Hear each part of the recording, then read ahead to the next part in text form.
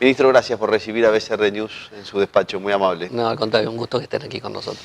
Bueno, me gustaría empezar de lo general a lo particular y me gustaría que me haga un diagnóstico de dónde estamos parados desde el punto de vista económico, en todo caso.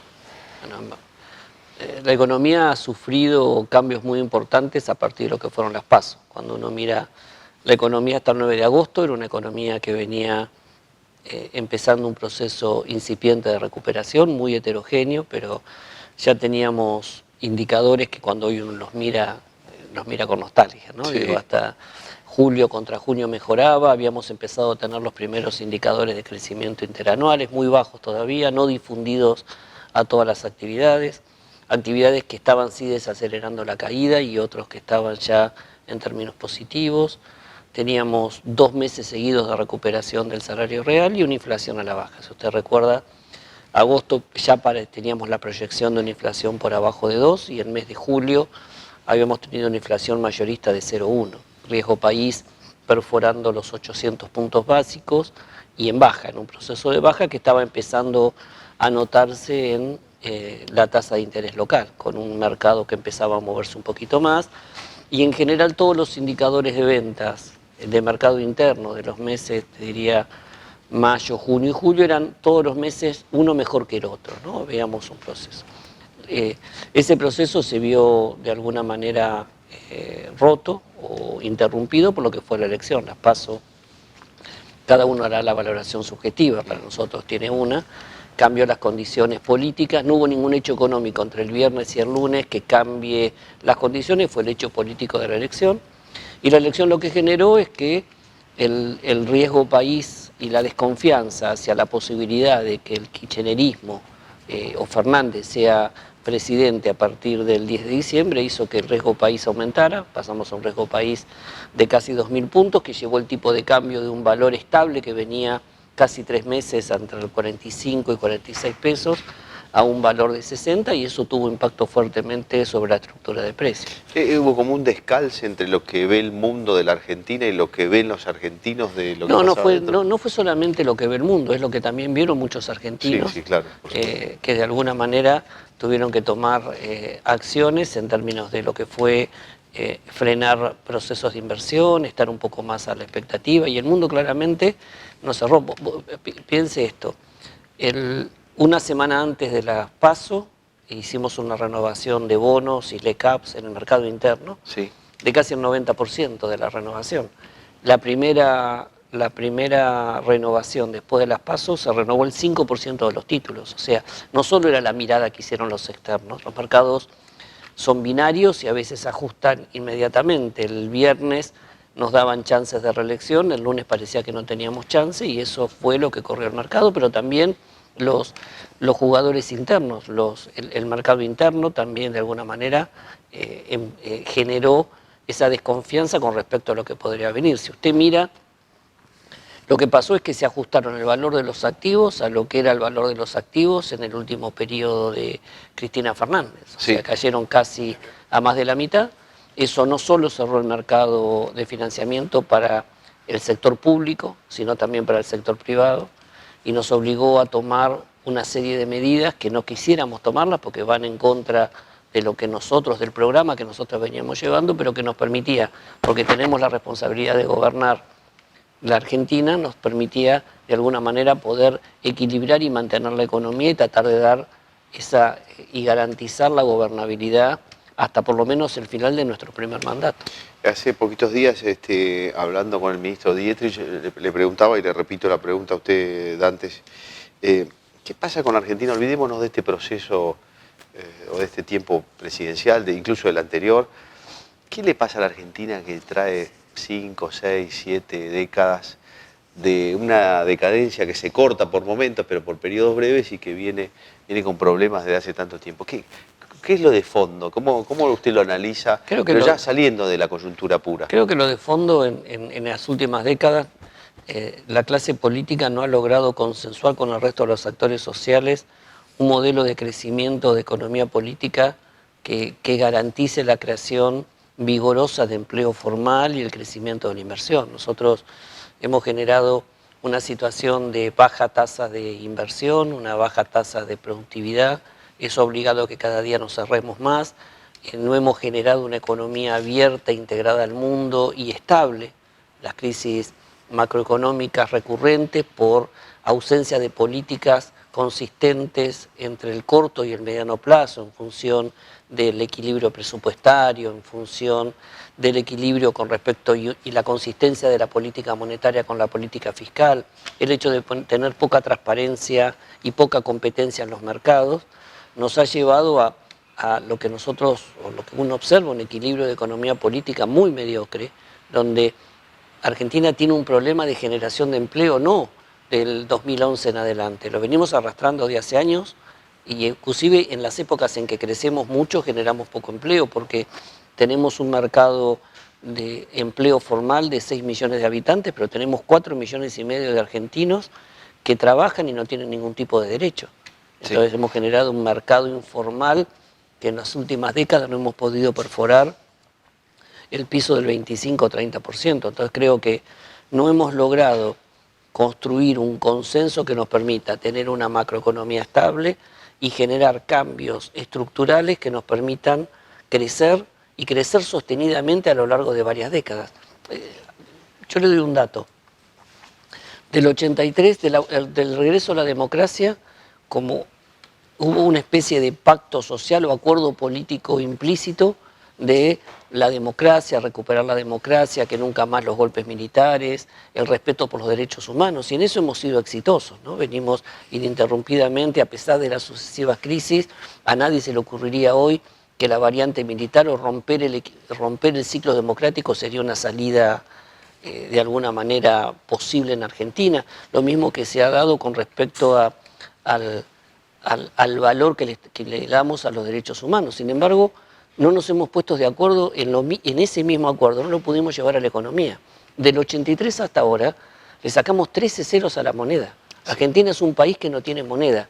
Sin moneda no hay mercado de capitales, y eso traducido es la gente no tiene crédito para poder comprarse una casa, comprarse un auto, las empresas no tienen crédito para crecer, los emprendedores no tienen el capital inicial como para poder desarrollar sus productos. Entonces, no tener moneda lo estamos pagando, no tener un acuerdo, no haber logrado generar un acuerdo dentro del marco democrático, un acuerdo político en términos de que la estabilidad es un bien supremo social, que es lo que nos va a permitir crecer hacia adelante, construir las bases sólidas de la expansión, y lo principal, generar empleo formal y decente para todos los habitantes. Creo que ese es nuestro gran, si querés, nuestra gran deuda, y es nuestro gran desafío hacia adelante, independientemente del gobierno. Es cierto que nunca se ha logrado un pacto económico, social, pero se ha intentado miles de veces, o muchas veces, y generalmente ha fallado, o siempre ha fallado. Ahora se está hablando de nuevo de una cosa así.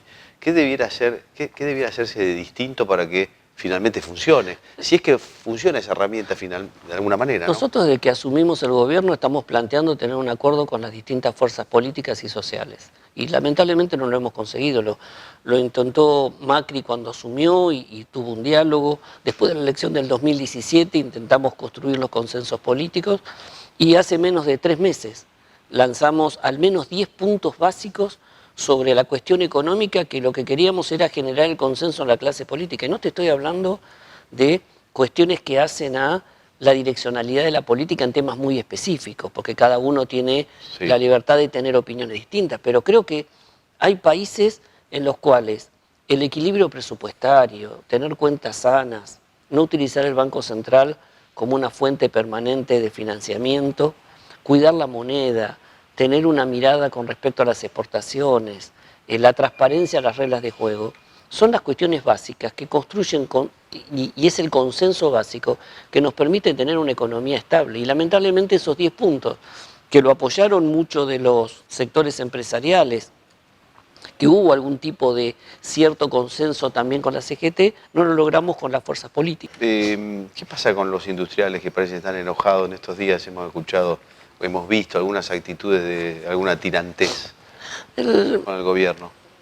Yo creo que hubo siempre, en especial con la UIA, hubo, me parece, malos entendidos. Este gobierno siempre ha puesto a la industria dentro del conjunto de los actores económicos importantes para poder tener un programa de desarrollo. Es imposible pensar que el crecimiento de la economía se puede hacer sin la industria. Vaca Muerta es un motor importante que potencia y que nos hace crecer porque nos da la energía suficiente como para poder sostener el desarrollo de la Argentina, no solo por lo que es la provisión de la energía, que es el insumo básico sin la cual una economía no puede crecer, no solo por lo que es su potencia exportadora, sino por lo que derrama sobre nuestro sector industrial. Vaca Muerta, cualquier inversión en Vaca Muerta, hay más de 800 a 1000 pymes de la Argentina y en especial del sector industrial que son sus proveedoras. Lo mismo que los grandes sectores que traccionan, la minería, el agro, el turismo, son todos grandes demandantes del sector industrial. Y el sector industrial tiene un rol importante. Creo que siempre se ha malentendido esta relación y la unión industrial en especial, pero muchas de las cámaras no creo que han tenido una mirada distinta con respecto a lo que hemos hecho. Muchos sectores reclaman que no tenemos una política industrial.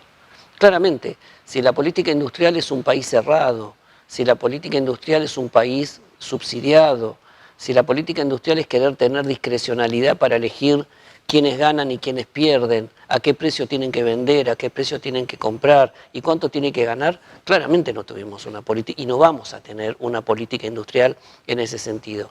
Ahora, una política industrial moderna, una política de desarrollo moderna, es lo que nosotros venimos trabajando, venimos avanzando. Quizás no pudimos avanzar en muchos casos a la velocidad que hubiésemos querido porque requerían consensos legislativos que no lo hemos conseguido. Recordar que somos un gobierno que no tiene mayoría en ninguna de las dos cámaras. Ahora, una economía más integrada al mundo y más competitiva implica tener una mirada profunda también sobre el desarrollo industrial. Queremos una industria moderna, una industria integrada al mundo, una industria que sea competitiva, una industria que acepte y la acompañaron en el desafío de la industria 4.0. Eso requiere que trabajemos en la rebaja de impuestos a partir de la reforma fiscal y buscar el equilibrio presupuestario, estamos avanzando en eso. Implica ser un gobierno más eficiente en materia de desburocratización, para en especial bajarle el costo a las empresas pyme.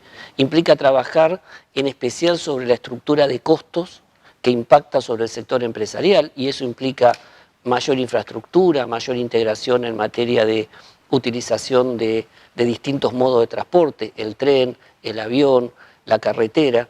Implica también trabajar en marcos regulatorios para tratar de bajar esos costos y en especial trabajar sobre el sistema laboral. O sea, nosotros hemos desplegado una estrategia de mejora de la competitividad en donde uno de los principales beneficiados es el sector industrial porque es lo que le va a dar la competitividad necesaria para exportar.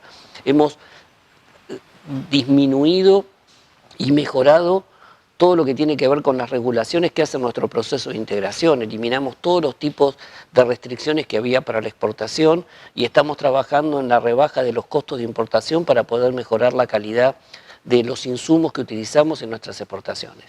Cuando uno mira hacia atrás es muchísimo lo que hemos trabajado. Claramente tenemos mucho para hacer y quizás nuestra gran deuda por las sucesivas crisis que hemos tenido, por la debilidad que traíamos estructuralmente, ha sido la macro, que quizás este último año, con esta tasa de interés, se ha visto imposibilitado el sector industrial y en especial las pymes de poder estar un poco mejor. Pero si no conseguíamos la estabilidad, si no tenemos estabilidad macro, que implica ir a un equilibrio presupuestario, un banco central que no sea la fuente de financiamiento permanente del sector público, tener un tipo de cambio estable, iba a ser muy difícil poder tener una micro que esté fortalecida. Ministro, me imagino que están trabajando para la elección del 27, pero si pudiéramos por un instante, y después, depende de cuál fuera el resultado, empezarán a trabajar en lo que viene. Supongamos que el gobierno mantiene un segundo mandato, va a balotaje o finalmente gana. ¿Sobre qué base usted imagina debiera hacerse el segundo mandato del presidente Macri, en virtud de lo que fue el primero, ¿no? Y de las actuales circunstancias? No es una pregunta fácil. No, pero ¿cómo lo imagina? Primero nosotros seguimos trabajando y seguimos gobernando. Esta es nuestra gran responsabilidad. Estamos atendiendo la coyuntura, una coyuntura no deseada. Como te explicaba antes, veíamos un cambio, pero estamos tomando medidas en el corto plazo a fin de atenuar y morigerar el impacto de lo que ha sido el cambio de las condiciones económicas producto de la elección, sin dejar de mirar el largo plazo. O sea, ninguna de las medidas que tomamos en el corto lesiona nuestra mirada de mediano plazo. ¿Qué te quiero decir? No estamos tirando la casa por la ventana o rifando las últimas joyas de la abuela para poder de alguna manera tener una chance electoral. Estamos manteniendo nuestro programa económico, lo estamos adecuando, escuchamos y hemos recibido el mensaje que nos dio la elección en respecto a que la clase media de alguna manera había tenido que bancar mucho más de lo necesario, quizás la velocidad de los cambios que estábamos llevando adelante a fin de tener una economía más estable. Entonces estamos readecuando nuestra política económica, trabajando sobre el corto plazo para morigerar el impacto de las condiciones, pero también readecuando nuestras políticas para poder llevar un alivio a los sectores medios. Te insisto, teniendo hacia adelante nuestra idea de una economía más abierta, una economía más integrada al mundo y una economía más competitiva. Y lo que viene ahora es una nueva etapa, porque estos 3 años y medio nos han permitido consolidar y mejorar la macro, nos han permitido sentar las bases de los cambios en muchos de los sectores que nos permitan poder entrar ahora con una agenda de desarrollo mucho más profunda, que implica darle una política tributaria diferencial a las pequeñas y medianas empresas, que son las que de alguna manera las grandes generadoras de empleo, poner el foco de la atención de la promoción de empleo, en especial en los sectores más vulnerables con respecto al desempleo, para darle mayor empleabilidad, tratar de bajar los costos extrasalariales, poder trabajar en una agenda junto con empresarios y los sindicatos de modernización de nuestras relaciones laborales. El cambio tecnológico todos los días nos pone ante desafíos, no solo de los procesos de automatización dentro de las distintas cadenas, sino la aparición de nuevas formas de economía, como son las economías de plataforma, las cuales tenemos que regular a fin de que mantengan la voluntad del trabajo decente. Y por otro lado también seguir promoviendo este salto exportador. Si nosotros no logramos que la Argentina dé un salto exportador, la economía de un salto exportador, y en especial trabajando sobre las pequeñas y medianas empresas, va a ser muy difícil que tengamos sustentabilidad macroeconómica a mediano plazo. Por eso, todas las medidas que estamos tomando, tratando de bajar los costos en términos y darle más transparencia al mercado externo, simplificando los trámites y poniendo el foco en la promoción de empleo, poder darle un marco diferencial de crecimiento en materia fiscal y en materia laboral para las pymes, y poder trabajar en los procesos de inserción y apoyo al sector exportador, son parte de la agenda global que nos va a permitir, con todos los sectores económicos y como gran protagonista también el sector industrial, enfrentar esta segunda etapa. Hemos visto en los últimos tiempos la apertura de muchos mercados, el sector agropecuario, industrial. Se han abierto un montón de mercados nuevos y probablemente lo que esté faltando es lo que estamos hablando, ¿no? Alguna reforma en el plano laboral, en el plano impositivo. Se están poniendo los costos impositivos y los costos laborales son muy pesados en la Argentina, pero por otro lado el Estado es muy pesado. ¿Cómo se hace ese equilibrio para aflojarle la presión al sector privado, pero que no genere déficit en el sector público? Nosotros requerimos tener un Estado mucho más moderno y mucho más eficiente, que no solo transite el camino del equilibrio presupuestario, sino de mejorar la eficiencia de los servicios que presta, porque ¿cuál era la gran paradoja que teníamos cuando asumimos el gobierno? Era un Estado muy grande, muy pesado para financiar por parte de la población y de las empresas, casi el 40 y pico % de peso sobre el PIB, pero muy ineficiente en la prestación de servicios. ¿Cuántas horas se pasaba un empresario haciendo de gestor ante el sector público, trayendo sus carpetas que le pedían una y otra vez para hacer el mismo trámite, que tenía que venirse del interior, que no tenía forma de tener conectividad para hacer un trámite a distancia, etcétera? Entonces creo que el gran desafío es no solo buscar el equilibrio presupuestario, que de nuevo el equilibrio presupuestario no es una responsabilidad del gobierno nacional solamente, esto tiene que transmitirse a las provincias, tratando de mejorar el equilibrio federal, pero que las provincias también tienen que bajar el peso. Ingresos brutos es uno de los grandes impuestos que ahoga básicamente a gran parte de la producción. Bueno, ahí hay un problema, ¿no?, con las provincias, porque el gobierno ha intentado ahora bajar impuestos a las ganancias e IVA y fueron a la Corte Suprema dice Nosotros más que Hay que bajar, resarcir lo a que las intentamos provincias. tomar, como te decía, son medidas que generan alivio a la población ante el cambio brusco e inesperado de lo que fue la economía a Sí. partir de la elección. Y el federalismo implica también eso, implica una responsabilidad y una mejora cuando los ingresos crecen y los repartimos, pero a la gente que nosotros los ayudamos bajando el IVA en los alimentos o que le mejoramos su ingreso por haber aumentado el mínimo no imponible, no viven en el aire, no viven en una entelequia que se llama nación, viven en cada una de las provincias donde los gobernadores pertenecen, donde ellos mismos, muchos de la oposición, pedían las mismas medidas que estamos tomando nosotros ahora por la emergencia, venían siendo reclamadas en los últimos años. Corregir el mínimo no imponible en ganancias o bajar el IVA alimentos, está en todas las plataformas de todos los Por eso partidos. estamos viviendo en una especie de canibalismo político. Creo que hay por un lado hay una falta de solidaridad con respecto a la situación que estamos viviendo y un aprovechamiento del tema político, del momento político. Entonces creo que en ese sentido la coherencia que ha demostrado el presidente Macri en términos de su conducción para las medidas que tuvimos que tomar, pero también de nuestro gobierno, que tenemos la responsabilidad de gobernar, es mantener estas medidas que están llevando alivio sin perjudicar a los distintos actores económicos, pero todos tenemos que hacernos cargo por solidaridad del momento que estamos viviendo hoy. Dos o tres preguntas menos generales y más puntuales.